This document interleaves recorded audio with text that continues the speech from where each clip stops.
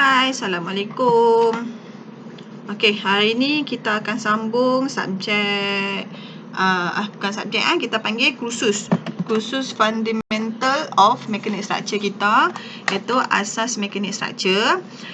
Okey, hari ini merupakan minggu yang ke-5. Betul tak? Minggu ke-5 ke minggu yang ke-4? Okey, hari ini merupakan minggu yang ke-5. Kalau ikutkan minggu terakhir kita untuk topik kedua. Okey, jadi topik kedua kita adalah equilibrium of forces. Jadi saya tak pastilah sama ada kamu semua dah baca ke belum topik 1 dengan topik 2. Kalau dah baca tu alhamdulillah. Kalau belum lagi, bolehlah selak-selak baca, tengok dulu. Kalau macam ada yang tak faham, okey, nanti saya akan teruskan lagi dengan penerangan bagi topik 1 dengan topik 2. Topik 1 tu saya cuma ambil yang secara rumusan ya, kesimpulan ya, sebab hari tu dah buat penerangan dah kan. Jadi yang topik 2 tu insya-Allah saya bagi penerangan yang menyeluruh. Okey, kalau ikutkan kita dah masuk minggu ke-6. Okey, cuba awak tengok takwim ni. 24 hari bulan kan. Kita hari Ahad. Jadi Kedah 23 hari bulan adalah merupakan minggu ke-6 dah. Dan kalau ikut minggu ke-6 tu, kita kena masuk topik ketiga dah, calculation for shear and bending moment. Kita dapat untuk hari ni kita cuba habiskan untuk topik 1 dengan topik 2. Hari Rabu kalau ikutkan merupakan cuti hari Wesak. Tapi saya cuba juga untuk buat kelas, saya buat video. Kalau saya boleh share, saya share bagi topik 3. Sebab minggu ke-6 tu dah masuk topik 3 untuk buat calculation. Minggu depan kita cuti 2 minggu. Walaupun kita cuti 2 minggu, mungkin juga saya akan bagi latihan lah dekat kamu semua. Okey, sebelum saya nak teruskan lagi bagi mechanic structure ni, saya harap semua pelajar masih ingat lagi lah apa yang kita belajar masa topik 1, iaitu apa dia structure, apa dia mekanik, structure kerangka tu apa dia. Okey, jadi selepas slide ni pelajar-pelajar boleh tengoklah sekali imbas apa itu structure, apa itu rangka structure. Kemudian boleh tengok beban-beban yang ada. Harap-harap semua pelajar masih ingat lagi lah apa itu beban mati, apa itu beban hidup, beban angin, beban apa lagi yang ada, getaran, gempa bumi, beban air tanah. Tapi kalau ditanya beban apa yang ada dan dia minta 2, tulis beban mati dengan beban hidup. Tapi kalau dia minta 6, senaraikan semua tu.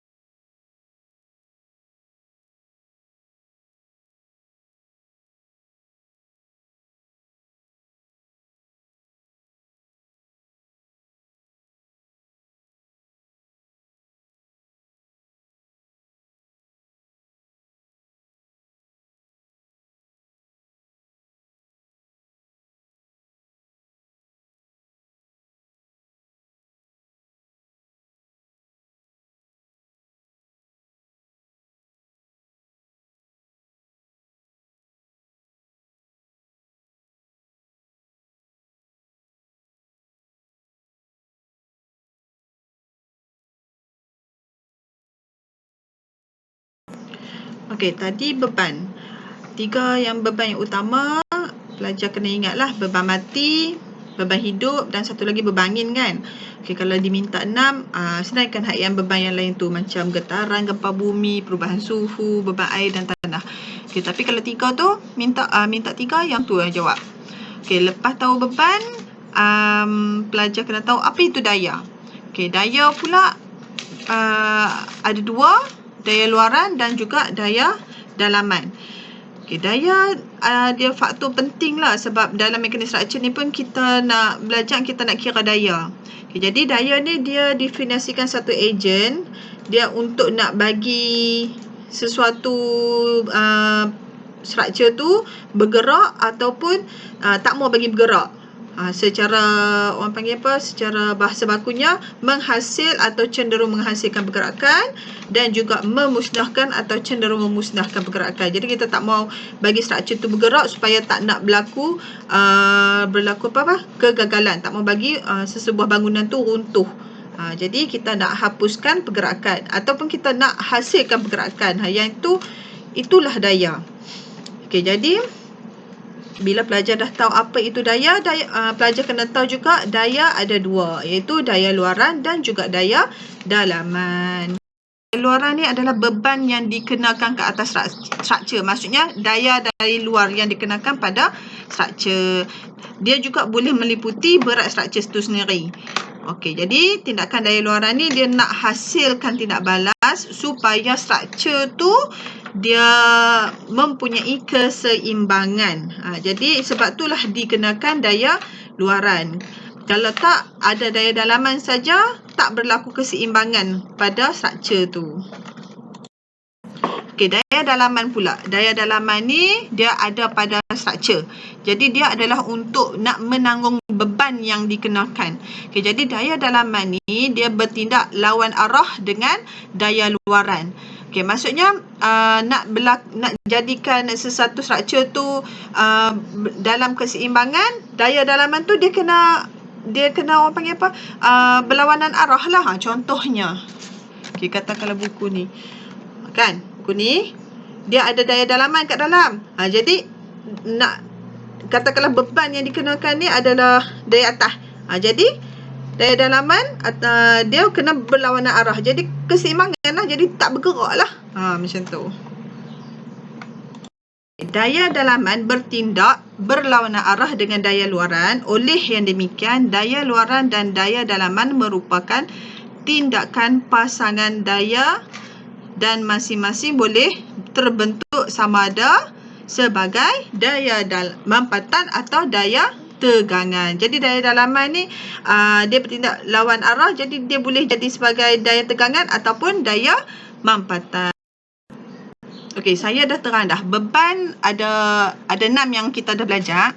Okey, tapi yang utamanya kena tahu beban mati, beban hidup, beban angin.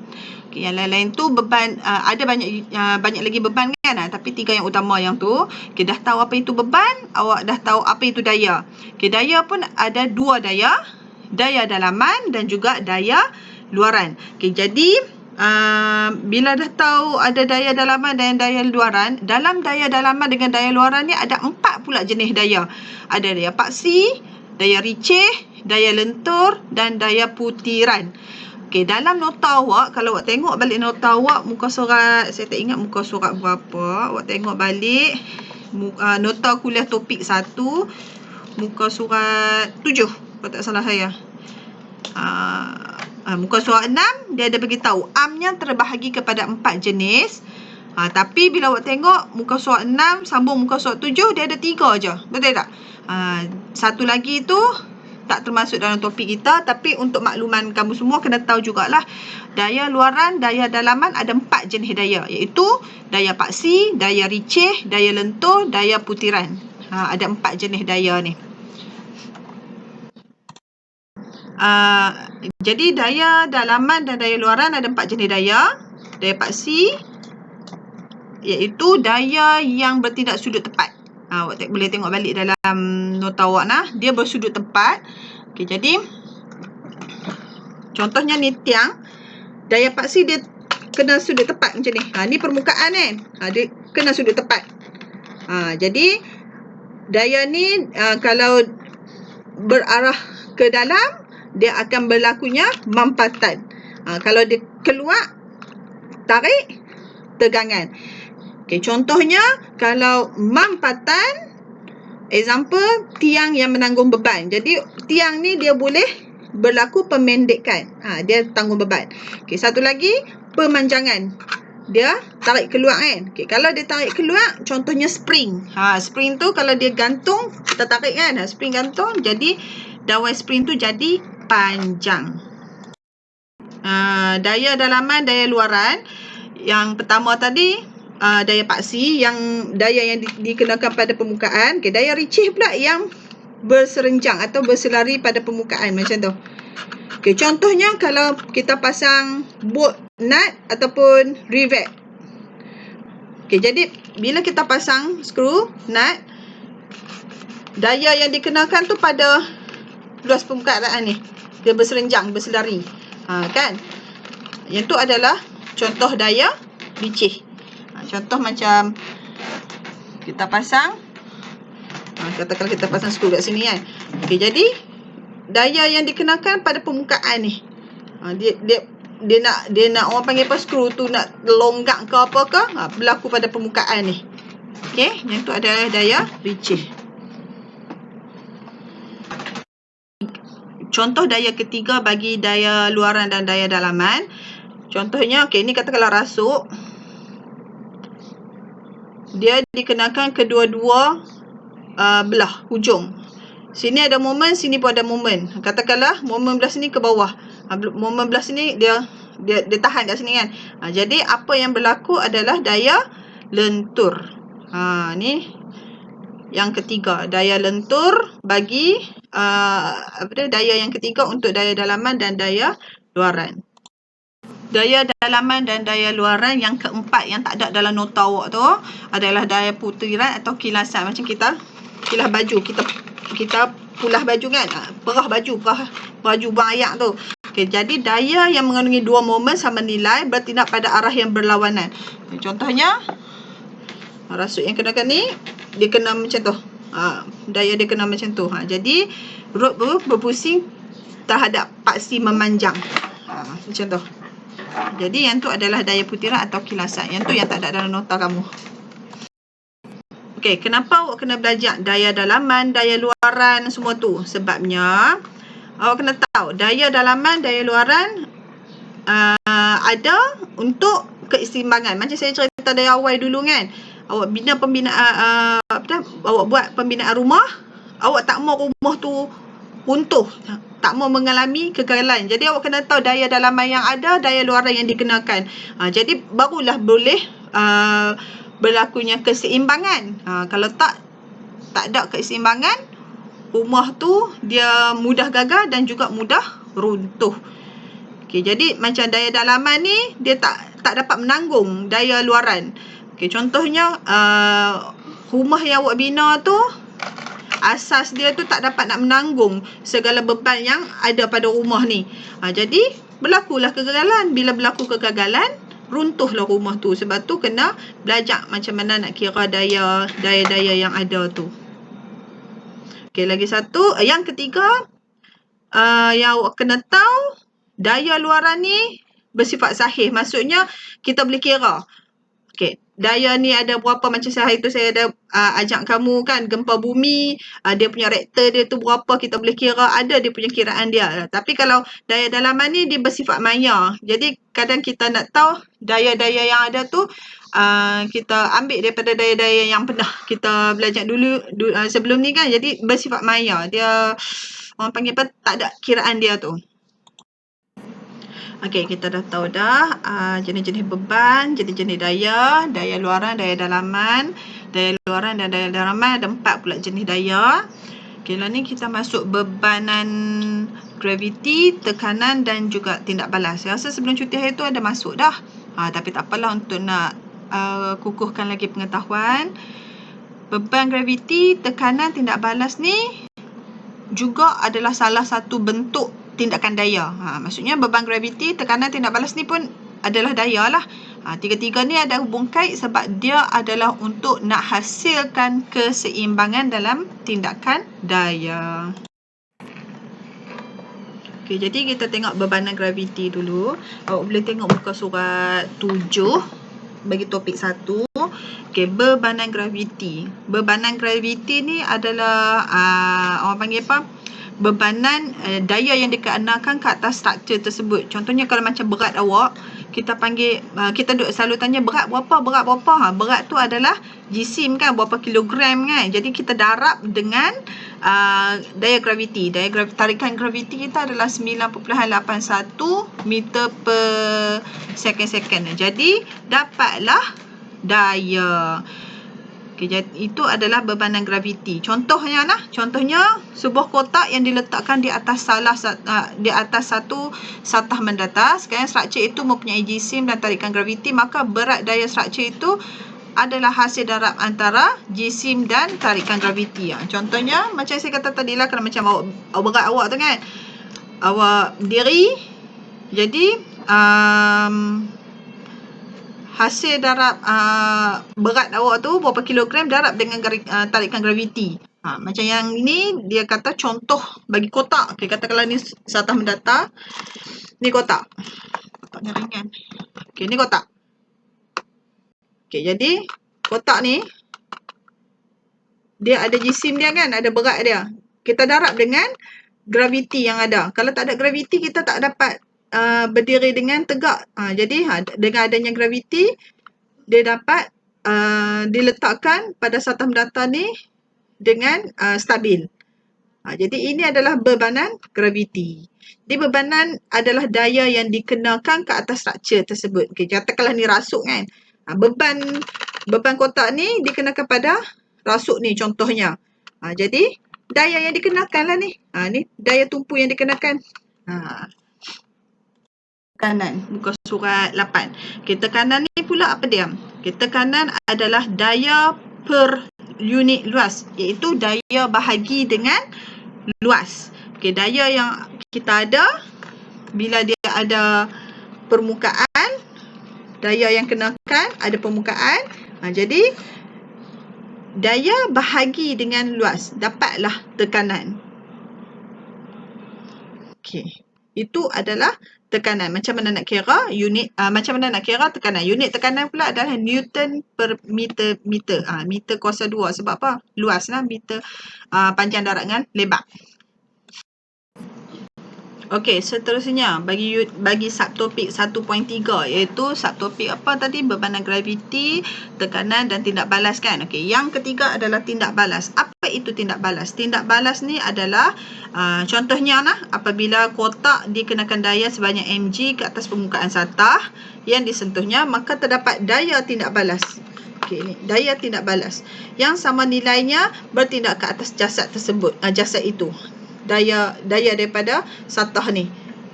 Jadi itu adalah daya tindak balas. Daya tindak balas ni dia daripada ni dia naik atas, dia orang panggil apa? Berlawanan arah daripada daya yang beban ni tadi kan. Jadi dia lawan arah. Kalau dia tak lawan arah, dia tak ada daya tindak balas, dia akan jatuh.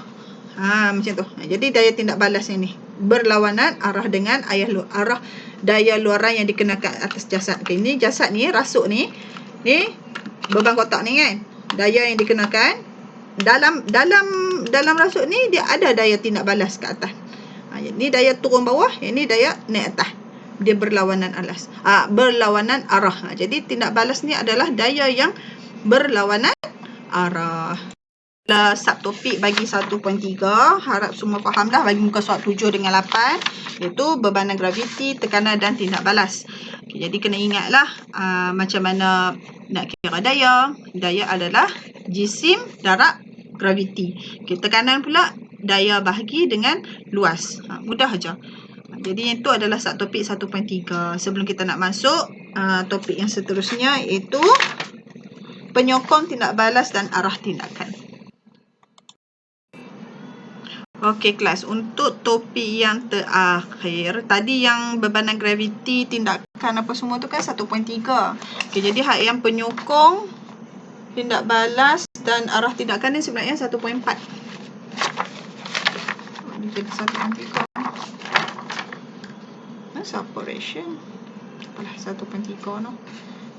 Okey, jadi penyokong, tindak balas dan arah tindakan, support reaction and direction of the act. Okey, dalam slide yang saya bagi ni, awak dapat tengok ini adalah secara kesimpulannya. Ada berapa? Ada 3. Satu adalah roll, yang kedua adalah pin, yang ketiga adalah hujung terikat.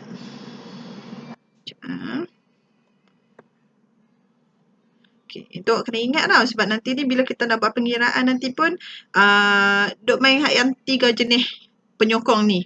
Okey, jadi roll ada satu sahaja dia punya apa dia? Unknown. Satu nilai anu. Kan saya dah cerita dah kan? Anu tu sebenarnya daripada perkataan unknown. UNKWON, iaitu nilai yang kita tak tahu. Okay, jadi satu nilai anu, jadi ada satu sahaja persamaan iaitu jumlah fx sama dengan jumlah fy sama dengan kosong. Okay, lepas tu untuk pin ada 2 nilai unknown yang kita ada. Jumlah fx sama kosong dan jumlah fy sama dengan kosong, dan hujung terikat ada 3. Satu lagi tu adalah jumlah moment. Okay, yang macam E besar tu kita panggil dia sebagai sigma, iaitu jumlah nanti kita akan buat pengiraan dia adalah dia punya orang panggil apa, jumlah tu sigma tu. Nilai untuk kita persamaan. Persamaan untuk orang panggil apa, fx, persamaan bagi fy, persamaan bagi moment.